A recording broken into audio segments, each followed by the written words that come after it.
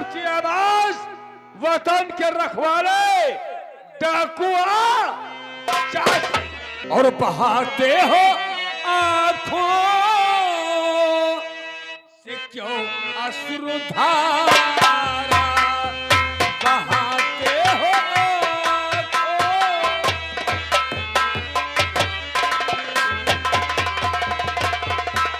खुशी है खुशियाँ मना रही,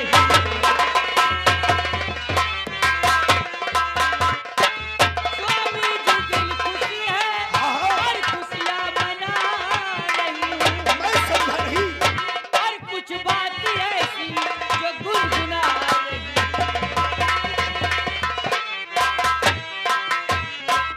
मीना, तुम्हारी कोई बात समझ में नहीं आई। तुमने कहा स्वामी जी दिल खुशी है खुशियां मना रही हूँ। जी हाँ। बात है कुछ ऐसी जो गुनगुना रही हूँ। बस उसी बात को तो मैं जानना चाहता हूँ जिस बात से तुम गुनगुना रही हो। बताऊंगी बताओ ना।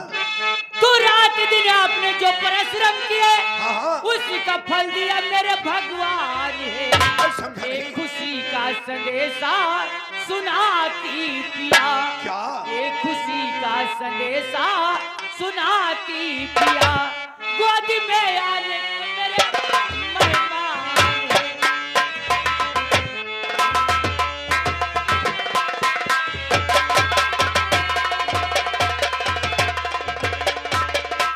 ए मीना, क्या कहा? तुम माँ बनने वाली हो? जी हाँ। मीना, सुन के खुशियों का संबंध खुशों अधिक, लो उठा गोद में आओ आओ। किनके एक बात हूँ जानना चाहता, किनके एक बात हूँ जानना चाहता, होगा बेटा या बेटी।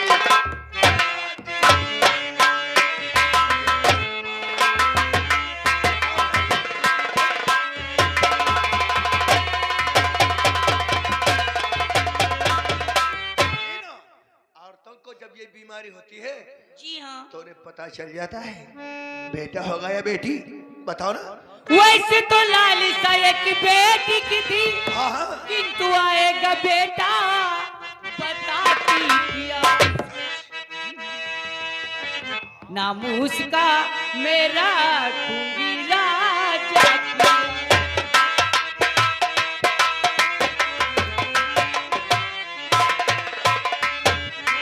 नामूस का मेरा खूंगी राजा पिया, आप क्या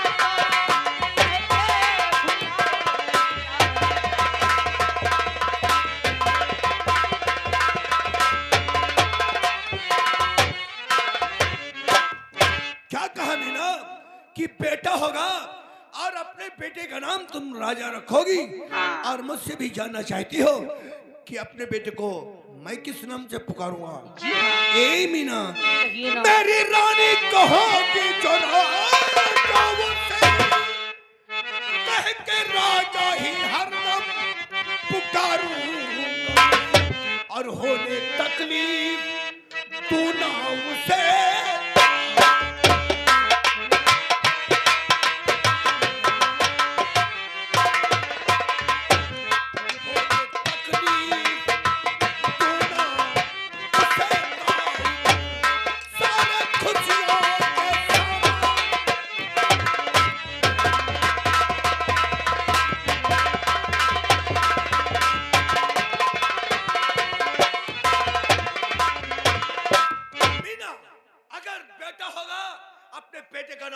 रखोगी जी हाँ। तो मैं भी अपने बेटे को राजा ही कहकर पुकारूंगा और अपने बेटे को पढ़ा लिखा कर समाज की सेवा करने वाला अच्छा सा डॉक्टर बनाऊंगा। नहीं स्वामी, अपने बेटे को पढ़ा लिखा के सच्चा वकील बनाऊंगी।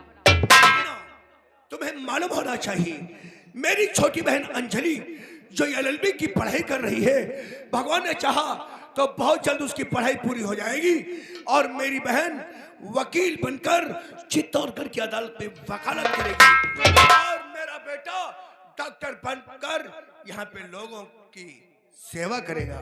स्वामी अंजलि के पढ़ लिख कर वकालत अपने ससुराल में करेगी। अब मेरा बेटा पढ़ लिख कर वकालत यहाँ करेगा। कितने अच्छे हैं तुम्हारे ख्यालात। ए मीना, कहिए ना। दिल में आए वो राजा बेटा को बना लेना, लेकिन इस वक्त मुझे अपने गले से लगा लीजिए।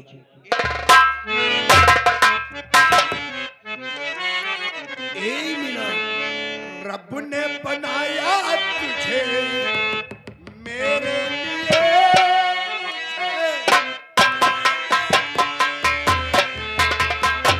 रब ने बनाया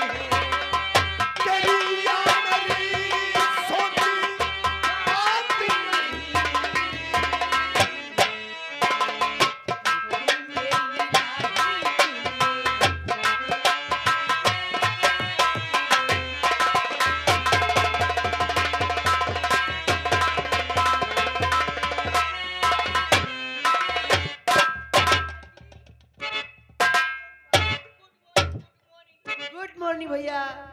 गुड मॉर्निंग अंजलि। जी भैया। अभी तक तुम कॉलेज को नहीं गई हो? भैया मैं तो आपका वेट कर रही थी, इसीलिए कॉलेज भी नहीं पहुंची। इसलिए भैया मुझे सिर्फ 500 रुपए की जरूरत थी, मैंने 500 फीस के लिए मांगा था। 500 रुपए फीस के वास्ते?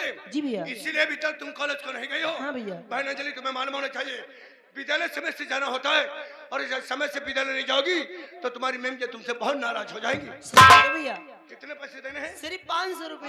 500 रुपए के लिए अभी तक कॉलेज नहीं गई हो? यदि मैं नहीं था तो अपनी भाभी से नहीं ले सकती थी।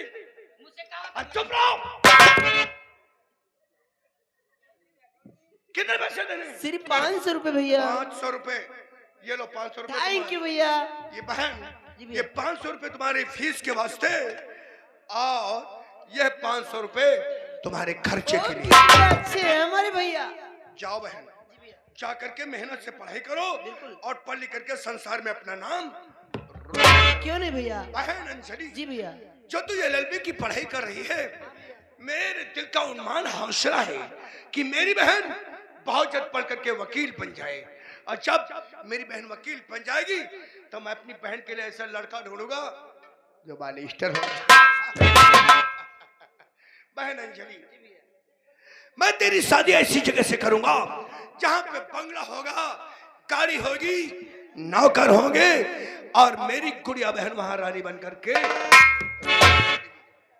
लेकिन बहन भैया इतनी धीरे बतलाओ भाई, ओए इनका समझाओ भाई, धीरे बोलो दादा। अंजलि, लेकिन विद्यालय जाने से पहले तुम्हारे लिए एक नसीहत है। नसीहत? वो कौन सी भैया? यही कि घर से विद्यालय को नजरें झुकाकर जाना और विद्यालय से घर को सर झुकाकर वापस आना। बहन अंजलि, जमाना बहुत ही बुरा है, जमाना बहुत ही बुरा है। इस उम्र में ये दिल बहक जाता है, पैर लड़खड़ा कर से दलदल निकल जाते हैं, और दलदल का कीचड़ की लाइन को देखकर गुंडे, बदमाश, अय्याश, आवारा लड़के चक्कर लगाना शुरू कर देते हैं, शरीफ खानदान की बहन और बेटी को बदनाम कर देते हैं, फिर उस बेचारी का पढ़ना बंद हो जाता है। ना जाने देश के प्रति उसके दिल में क्या उन्मान, क्या हौसला हो, सभी अरमान दिल में ही। बहन अंजलि, जी भैया। अगर तुम चाहोगी तो चित्तौड़गढ़ में तेरा भाई सर उठाकर चलेगा, और तुमने जरा भी भूल कर दी तो मुंह दिखाने के काबिल नहीं रहेगा। भैया, अंजलि आने वाले जीवन में कोई ऐसा कदम नहीं बढ़ाएगी जिससे हमारे भैया और भाभी का सर कभी नीचा हो जाए। मेरी बहन, जी भैया। मुझे तुम पे पूरा विश्वास है, लेकिन फिक्र मत कर बहन, फिक्र मत कर। मैं हर बात को समझता हूँ कि मेरी बहन नादान नहीं, सयानी हो गई है, शादी के लायक हो गई है। अब बहुत जल्द यही चित्तौड़गढ़ में ये तेरा भाई एक अच्छा खानदान देकर, तेरा सुंदर सा बर ढूंढकर बहुत जल्द तेरे हाथ पीले कर दूंगा। बहन, तेरी सुहाग की डोली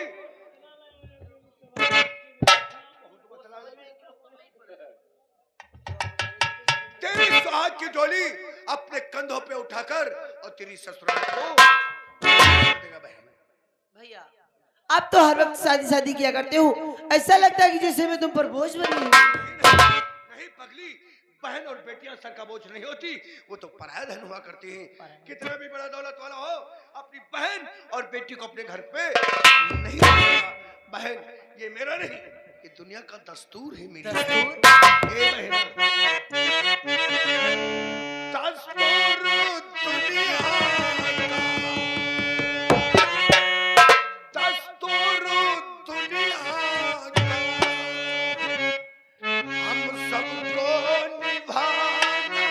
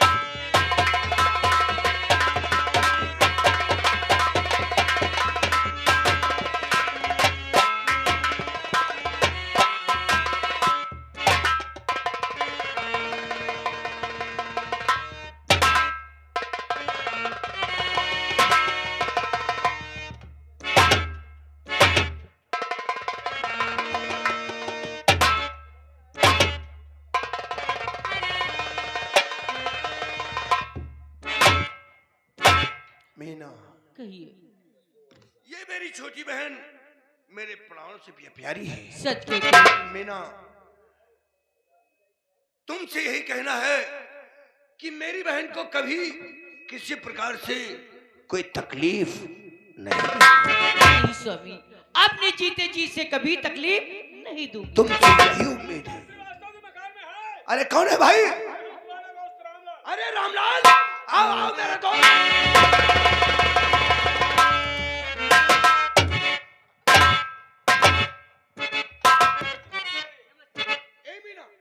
देखो कई दिनों के बाद मेरा दोस्त मुझसे मिलने के लिए आया है। जाओ बहुत जल्द जाकर अच्छा से नाश्ता तैयार करो। नहीं यार, अभी नाश्ता कर। अरे यार, अभी तो नाश्ता करके आया हूं। मैं तेरी कोई बात नहीं सुनूंगा। क्यों भाई? अरे तू मुझसे पूछ कि मैं तुझसे कितना नाराज हूँ। क्यों नाराज हो? इसलिए कि आज कई दिनों के बाद तुम मुझसे मिलने के लिए आया है, जबकि अच्छी प्रकार से जानता है कि ये तेरा दोस्त तेरे बगैर एक पल रह नहीं सकता। यार विशाल, तुम तो जानते हो कि कुछ काम हमारे इस तरीके से है कि इतना वक्त नहीं मिल पाता कि हर रोज हम आपसे आकर के मुलाकात कर पाए। लेकिन मेरे दोस्त, कहो, तेरी एक आदत मुझे बिल्कुल अच्छी नहीं लगती। वो कौन सी? जब कभी तुम मुझसे मिलने के लिए आता है तो सबसे पहले दरवाजे से खड़ा होकर के आवाज लगाता है, अरे क्या मकान के अंदर श्रीवास्तव जी हैं? मेरे दोस्त, कहो। ये घर मेरा नहीं तेरा है। मैं जानता हूँ। तू मेरा दोस्त ही नहीं, मेरा भाई है। मैं जानता हूँ ये घर तेरा नहीं मेरा है। क्यों नहीं यार? तू मेरा दोस्त नहीं, तू मेरा भाई है। लेकिन विशाल, कहते हैं कि घर अपना हो या पराया हो, घर के अंदर जब जाना चाहिए जब दरवाजे से आवाज लगा दो, क्योंकि घर के अंदर न जाने किस प्रकार से हमारी बहन बेटियां बैठी है। तेरा कहना तो बिल्कुल ठीक है मेरे दोस्त, लेकिन आज मैं क्या देखता हूँ? आज से पहले जब तुझसे मुलाकात हुई तो तेरे चेहरे पे मुस्कुराहट व खुशी का खजाना नजर आया, लेकिन आज मेरा दोस्त कुछ उलझा सा नजर आ रहा है। क्या बात है यार? तू यार विशाल, क्या बताऊं, आज मैं तुमसे जब मुलाकात करने के लिए आ रहा था तो रास्ते में कैसे बूढ़े इंसान से मुलाकात हो गई कि जिसकी बातों को सुनकर मेरा तो कलेजा हिल गया। कौन है यार वो? अपने मुंह से क्या बताऊं, जिसके साथ इतना बड़ा अन्याय हुआ है उसे अपने साथ लाया। कहाँ है वो? दरवाजे पर है। अरे उसे यहाँ बुला, मैं भी तो देखूं कौन है वो। अरे काका, अंदर आ जाओ।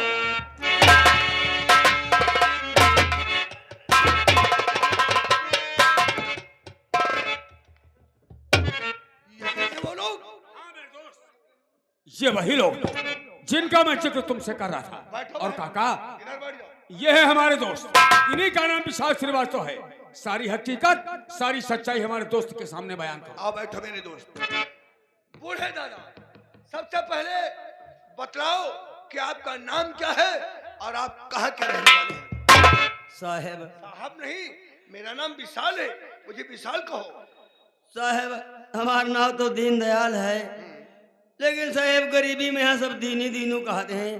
बूढ़े दादा, इन बातों से कभी नाराज मत होना, क्योंकि गरीबी और तंगदस्ती में लोग नाम को बिगाड़ कर ही पुकारते हैं।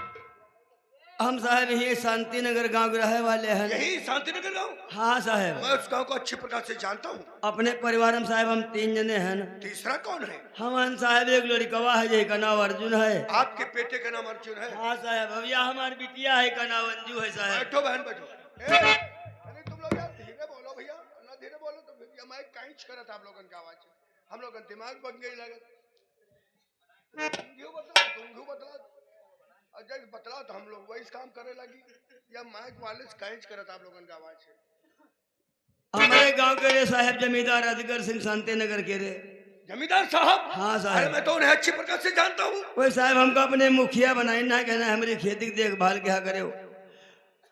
अरे भाई वो जमींदार है, काफी कारोबार है, खेती है, बाग बगीचा और सब है, और इनमें 150-200 मजदूर काम क्या करते हैं। इन मजदूरों की देख रेख के लिए आपको मजदूरों का लीडर साहब बनाए मुखिया, कह लगे लेबर ले जाके बगीचे में फार्म पर काम करवावा करे हो साहब। 2-3 महीना हम फार्म पर बगीचे पर ले जाए लेबर काम कराए साहब, लेकिन मजदूरी का साहब एक पैसा नहीं क्या मिला। बात है? मजदूरी का पैसा क्यों नहीं मिला? मजदूरी साहब जब पैसा नहीं मिला, अब मजदूर सब हमारी झोपड़ी पर पैसा मांगे आवे लगे, कह लगे काका पैसा देवाओ चले। बूढ़े दादा, मजदूर ठेकेदार और मेरे से ही पैसे की तलब करता है, क्योंकि आपने मजदूरों को ले जाकर के खेतों में काम कराया।